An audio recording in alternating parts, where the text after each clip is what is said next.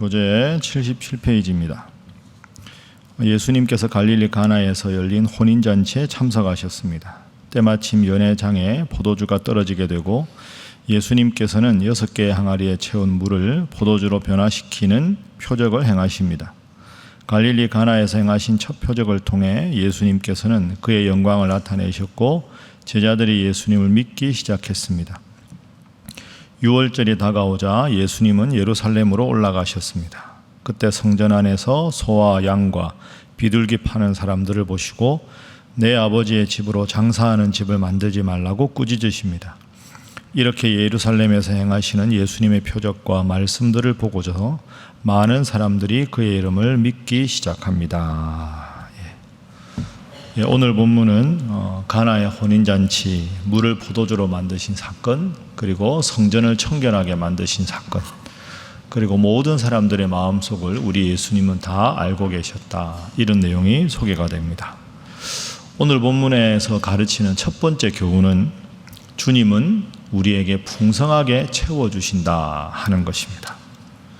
주님은 우리에게 필요한 것, 우리의 삶에 꼭 있어야 될 것을 풍성하게 채워주시는 분이다. 이것이 잘 드러난 사건이 가나 혼인잔치의 사건입니다. 자, 오늘 가나 혼인잔치 사건을 보시면 문제가 하나 생기죠. 자, 3절 말씀. 자, 우리 함께 3절 읽어봅니다. 시작. 포도주가 떨어진지라 예수의 어머니가 예수에게 이르되 저들에게 포도주가 없다 하니. 자, 가나 혼인잔치에서 포도주가 떨어졌습니다. 이 포도주는 당시 혼인잔치에서 제일 중요한 잔치의 음식이었습니다. 음료였지요. 이 포도주가 떨어진다는 건 그 당시에 잔치가 더 이상 진행되지 못할 정도로 가장 중요한 잔치의 필수적인 것이었는데 그게 떨어졌습니다. 아마 이 가나의 혼인잔치가 있었던 집이 마리아의 친척집이 아니었을까, 그렇게 추측을 합니다. 마리아의 친척집이니까 어머니 마리아도 가고 마리아의 아들 예수님도 가고 예수님의 제자들도 함께 초청을 받은 것이죠. 자, 그때 예수님 반응을 보십시오. 4절 말씀 함께 읽습니다. 시작. 예수께서 이르시되 여자여 나와 무슨 상관이 있나이까 내 때가 아직 이르지 아니하였나이다. 아멘. 여기서 여자여 하는 말은 극존칭입니다. 우리말로 번역하기가 어려워서 여자여, 왜냐하면 어머니라는 단어가 아니기 때문에 헬라어로 구나이라는 단어인데 이 단어는 그 여성에 대한 극존칭이죠. 그러니까 어머니보다 어떻게 보면 더 존중하는 겁니다. 제 때가 아직 아닙니다. 제가 아직 하나님의 아들로 공식적으로 사람들에게 내가 하나님의 아들 구원자다 하고 사람들 앞에 전면적으로 나서라는 하나님 말씀을 아직 받지를 못했습니다. 저는 아직까지 제가 구원자로서 능력을 행하는 자라는 것을 알릴 때가 아닙니다. 이렇게 예수님께서 완곡하게 거절을 하셨습니다. 그런데도 마리아가 예수님께서 시키시는 것을 그대로 하라, 이렇게 이야기를 하죠. 마리아가 어떻게 보면 대단한 믿음입니다. 예수님이 거절하셨는데 예수님을 아신 거죠. 예수님은 자신의 때가 아니어도 여기 있는 주인 댁이 이렇게 공경에 빠져 있으면 이 공경을 해결할 수 있는 능력이 있는 분이다, 이렇게 이미 알고 있었던 거죠. 자, 결과가 어떻게 됐느냐. 10절 말씀 함께 읽습니다. 시작. 말하되 사람마다 먼저 좋은 포도주를 내고 취한 후에 낮은 것을 내거늘 그대는 지금까지 좋은 포도주를 두었도다 하니라. 아멘.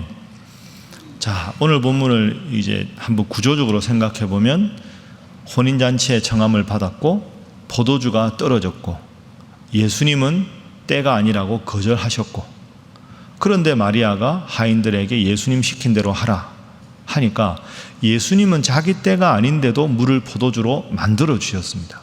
이게 중요한 겁니다. 예수님은 자신의 때가 아님에도 불구하고 난처하고 어려운 상황에 있는 혼인잔치의 혼주를 위해서 풍성하게 채워주셨습니다. 우리가 간절하게 기도해야 되는 이유가 여기 있는 거죠. 그 어느 때에도 설령 주님이 주님의 계획 안에서 다른 방향으로 뜻이 있다 할지라도 죄악된 길이 아니라면 우리의 어려움을 우리 예수님은 마다하지 않으신다. 주님의 방향이 이쪽 방향으로 정해졌더라도 우리가 간절하게 기도하면 우리의 어려움과 공경을 그대로 두지 않는 사랑의 주님이기 때문에 풍성하게 채우시고 우리의 뜻대로 인도해 주신다 하는 겁니다. 물론 예외가 있죠. 죄악된 길이나 다른 사람을 해치는 길이면 안 되는 것이지만 주님께서 보셨을 때 아직 때가 이르지 않았지만 간절하게 기도하면 우리의 기도를 들으시고, 주님의 뜻이 이쪽이라고 정해져 있지만 우리가 간절하게 원하면 우리의 기도 때문에 당신의 뜻을 변경시키기까지 하시는 분이 예수님이다. 구약 성경에도 보면 그 소돔과 고모라를 멸망시킬 때 의인 50명만 있으면 내가 처리하겠다. 50명, 45명, 30명, 20명, 10명 그렇게까지 계획을 번복시키면서까지 우리의 기도를 들으시는 분이 주님이시다. 기억하시고 여러분도 이 새벽에 기도하는 제목이 있으실 텐데 주님께서 원하시지 않는 죄악된 길이 아니라면 간절하게 기도하시고 간절하게 매달리셔서 내 삶을 그럼에도 불구하고 풍성하게 채우시는 분, 원래 좋은 포도주를 내고 나쁜 포도주를 취한 후에 내는 그 관례를 뛰어넘어서 더 좋은 포도주로 더 좋은 것으로 채워주시는 주님의 능력을 체험하시는 여러분 모두가 되시기를 주님 이름으로 축복합니다.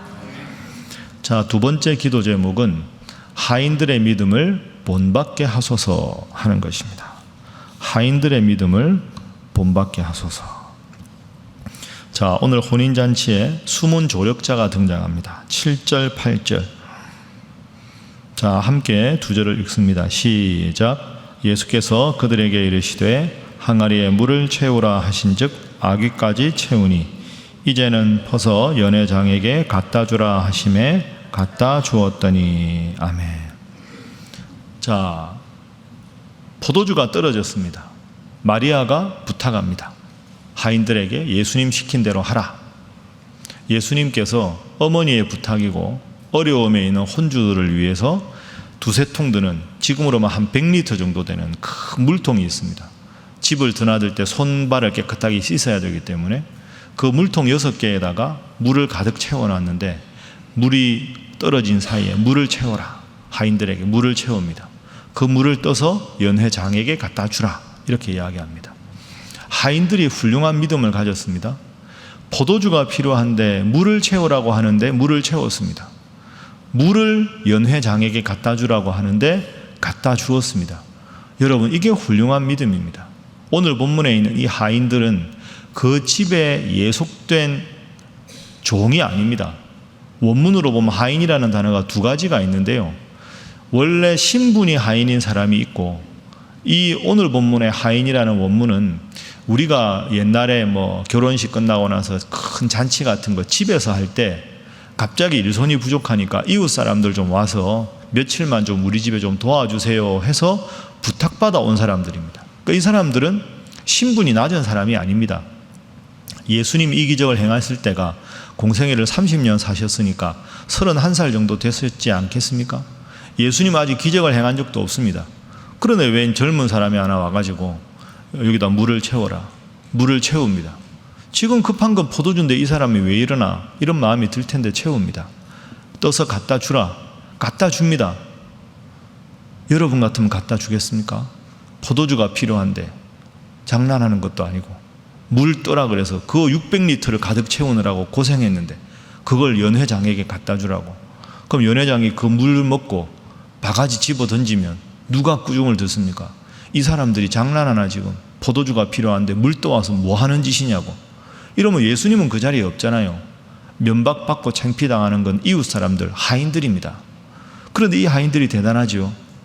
예수님이 능력을 행하신 적도 없는데 예수님 명령대로 묵묵히 600리터를 채우고 떠서 갖다 주라고 하니까 갖다 줍니다.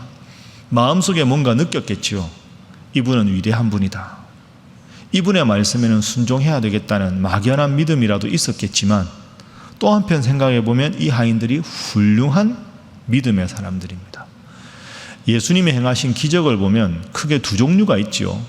예수님께서 전적인 능력으로 기적을 행하시는 경우도 있고, 아니면 그 기적을 일으킬 수 있는 기적의 조력자의 믿음을 보시고 기적을 일으키시는 경우가 있습니다. 예를 들어서 보리떡 5개 물고기 2마리로 장정만 5,000명을 먹이실 때 한 아이의 도시락을 안드레가 가지고 왔습니다. 그걸 가지시고 축복기도 하시고 나누어 주셨죠. 그때는 안드레가 믿음의 기적의 조력자겠죠. 오늘 본문에도 마리아는 예수님이 거절하셨는데도 이 고통과 어려움을 외면하지 않으시는 분이라는 믿음이 있었고, 이 하인들도 물이지만 물을 채우라는 데 순종하고 물을 포도주가 필요한 연회장에게 갖다 주라고 했을 때 순종했을 때 기적이 일어났습니다. 여러분도 꼭 기억하시고 여러분의 능력이 아니라 주님의 능력으로 기적이 일어나는 걸 기억하시고 누군가를 위해서 간절하게 기도하시고 여러분의 형편을 위해서 간절하게 기도하셔서 여러분의 적은 믿음이지만 그 믿음을 크게 보시고 역사하시는 주님의 능력과 기적이 여러분의 삶에 충만하시기를 주님 이름으로 축복합니다. 마지막 3번째 기도 제목은 오직 하나님의 영광만 위해서 살게 하소서 하는 것입니다. 하나님의 영광만을 위해서 살아가는 것, 그게 우리 인생의 목적이 아니겠습니까? 자, 성전 청결 이후에 가나 혼인잔치 사건 이후에 13절 이하에 보면 예수님께서 성전을 깨끗하게 청결하게 하신 사건이 등장합니다. 자, 13절 말씀 보십시오. 자, 13절 14절 함께 읽습니다. 시작. 유대인의 유월절이 가까운지라 예수께서 예루살렘으로 올라가셨더니 성전 안에서 소와 양과 비둘기 파는 사람들과 돈 바꾸는 사람들이 앉아 있는 것을 보시고, 유월절이 가까운데 소와 양과 비둘기 파는 사람, 돈 바꾸는 사람들이 성전에 앉아 있습니다. 예수님께서 아주 분노하셔서 노끈으로 채찍을 만드시고 돈 바꾸는 사람들의 상을 다 덮으시고 내 아버지 집은 기도하는 집이다, 장사하는 강도의 구렬로 만들어서는 안 된다 하고 진노하셨습니다. 유월절이 되면 그 구약의 전통에 의하면 소나 양이나 비둘기나 이런 거를 하나님 앞에 1년에 3번 바쳐야 되는 그런 절기지요. 근데 여러분이 아시는 대로 소나 양이나 이런 걸 자기 고향에 살던 마을에서 예루살렘 성전까지 데리고 오는 게 얼마나 힘듭니까? 그 소나 양이나 끌고 오다가 먹이도 줘야 되고 같이 잠도 자야 되고, 그러니까 얼마나 그 멀고 먼 길, 지금부터 2000년 전에, 그러니까 그렇게 하기가 힘든 사람들 1년에 3번 예루살렘 성전에 오긴 와야 되지만 그 제사를 지낼 제물을 들고 오기가 힘드니까 돈으로 가져와서 예루살렘 성전에서 그 제물로 드릴 가축들을 사서 하나님 앞에 바치는 거죠. 그러다 보니까 장사하는 사람들이 생긴 겁니다. 그런데 문제가, 심각한 문제가 있습니다. 하나님 앞에 정결한 소나 양을 바치는 게 아니라 병든 소들, 병든 양들, 그리고 엄청난 폭렬을 취해서 기록에 의하면 그 제물의 20배 정도까지 바가지를 씌웠다는 기록까지 있습니다. 그러니까 여러분, 이 상황에서 예수님께서 아주 분노하셨지요. 하나님 앞에 예배 드리는 게, 제사 드리는 게 목적인데 이 장사하는 사람들은 장사해서 돈 버는 게 목적이 된 겁니다. 그래서 예수님께서 그들의 상을 둘러 엎으시고 내 하나님 아버지의 집은 기도하는 집이다, 이렇게 말씀을 하셨습니다. 이 본문을 잘 이해해야 합니다. 이 본문을 문자 그대로 이해하면 예배당에서는 기도만 해야 한다, 예배만 드려야 한다, 그 외에 어떤 것도 해서는 안 된다, 그게 아주 신앙적인 것 같지만 그렇지가 않습니다. 중요한 것은 무엇을 하느냐보다 왜 하느냐가 중요합니다. 여러분, 이걸 잘 기억하십시오. 무엇을 하느냐가 아니라 왜 하느냐가 중요합니다. 예수님께서 오늘 본문에서 이 장사하는 사람들을 꾸짖으신 이유는 하나님의 이름을 팔아서 자기의 배를 불리는데 급급했기 때문입니다. 아니, 상식적으로 생각하면 예루살렘 성전까지 열흘이나 20날 그 사막길 오는 사람들을 위해서 양이나 소를 준비하는 건 나쁜 일이 아닙니다. 그러면 필요한 돈만 받고 할 수도 있지요. 근데 이 사람들의 문제는 하나님께 제사 드리는 그 거룩한 명분을 가지고 내 배를 채우는 데 이용했다는 거죠. 10배, 20배 폭렬을 취하고 하나님 앞에 제사로 드릴 수 있는 흠없는 가축이 아니라 다리를 절거나 병이 들었거나 당장 어떻게 될 수밖에 없는 그런 걸 값싸게 사서 내 배를 배불리는데, 명분은 하나님을 위해서, 하나님을 수단으로 삼고 내 입속을 차리는 걸 목적으로 삼은 것에 대해서 예수님은 비난하신 거죠. 예수님은 성전에서만 예배하라고 말씀하지 않으셨습니다. 길가에서도, 회당에서도, 시장에서도 하나님 말씀을 전한 게 예수님이죠. 그런 논리라면 전도도 예배당에서만 해야 될 거 아닙니까? 성전에서 가르치는 것 외에는 가르치는 걸 금해야 되죠. 예수님 그렇게 하지 않으셨습니다. 어디서나 전도하시고 어디서나 고쳐주시고 어디서나 기적을 행해 주셨습니다. 이번에 우리 교회가 예를 들어서 마당에서 물놀이도 하고 여기서 영화도 봤습니다. 내 아버지의 집은 기도하는 집인데 어떻게 예배당에서 영화를 볼 수 있느냐, 이렇게 생각하는 분도 있을 수 있습니다. 그분도 좋은 신앙의 동기에서 질문할 수 있죠. 그러나 그는 말씀드리는데 무엇을 하느냐가 중요한 게 아니라 어떤 마음으로 왜 하느냐가 중요한 겁니다. 우리가 물놀이 하면서 시중만큼 입장료를 받아, 그리고 여기서 영화를 보면서도 팝콘 하나에 얼마, 영화 한 번 보는데 5,000원, 그렇게 돈 많이 받아가지고 우리 교회가 돈 좀 모으자, 그건 진짜 잘못된 거죠.